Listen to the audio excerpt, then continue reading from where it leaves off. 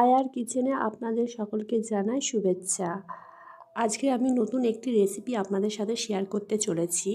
গ্রাম বাংলার একটি পুরনো ফল, আপনারা যদি কেউ জেনে থাকেন বা এই ফলটিকে আপনারা কি নামে বলেন সেটা আমাকে কমেন্ট করে জানাবেন। আমাদের এখানে এটা বলে উকড়া ফল। তো আমি এখন সর্বপ্রথম উকড়াগুলো বেছে নিচ্ছি। মাঝখানে সাদা শক্ত মতো অংশটা বাদ দিয়ে আর এটা মাঝখান থেকে দু অংশে কেটে নিতে হবে। আমি কিভাবে বাছলাম আপনারা দেখে আশা করি বুঝতে পেরেছেন। এখন সমস্ত উকড়াটা বেছে নিচ্ছি একইভাবে।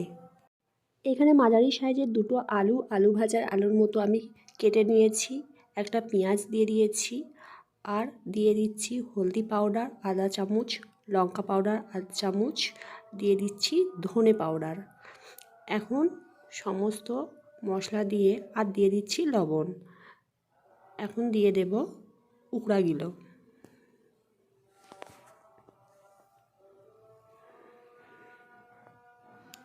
উকড়া দিয়ে পানি দিয়ে দিলাম।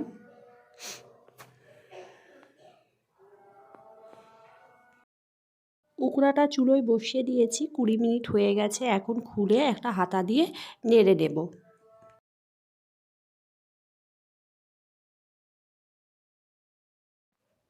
এখনও উকড়াটা আমার কিছুক্ষণ হবে, তো আবারও আমি চাপা দিয়ে দিচ্ছি।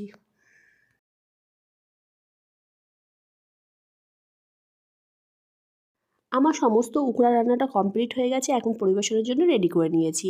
আর আপনাদের রেসিপিটি যদি ভালো লেগে থাকে সাবস্ক্রাইব করে পাশে থাকবেন। যারা সাবস্ক্রাইব করেছেন তাদেরকে অসংখ্য ধন্যবাদ।